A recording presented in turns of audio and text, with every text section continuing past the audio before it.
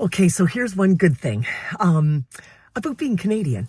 So I've had a lot of good things happen today in Canada, and I just thought I just want to come on and share one of them at least with you. So one of them is I was at a assisted living home, and it's just absolutely beautiful. It's on 3 acres of land. It's on a river, and my father-in-law has just taken up residence there. So we had a lovely visit, and when I was leaving, there was a fellow at the door, and he was waiting, sitting on his walker. And I said, "Oh, hello." And he was going to get the door for me. And I said, "Oh, thank you." And he was wearing a hat, and he's got a beautiful long white beard, and he's got longer gray hair, and he's wearing a hat.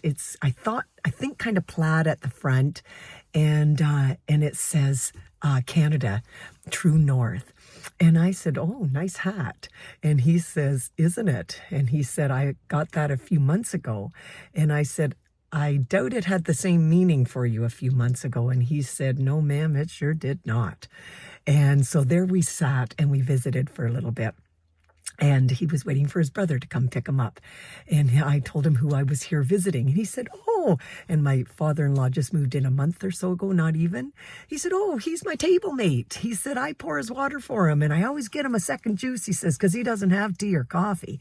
And so it was just so beautiful. And he's only been here for one summer, and he talked about his room goes out onto the back, and that he feeds not only the chipmunks and not only the blue jays, but also he has a pet squirrel, and that they hibernate under the ground. Not hibernate, but they nest under the ground, and well, the chipmunks, and so he said he was been worried about them because we have so much snow this year, and when the March sun comes out and the sap on the maple trees start to run and the snow starts to melt, he said, "I get a little worried that their houses are going to get, flooded."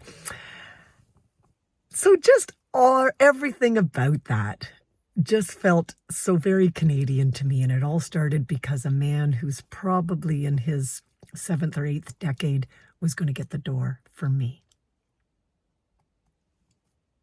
And he was just so polite and so lovely.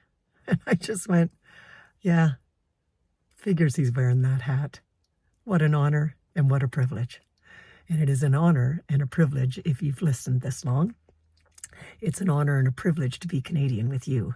And I'm thankful for that. And if you're thankful, drop me a comment, like, share, and subscribe, because I'm going to start enjoying what is Canadian and sharing it.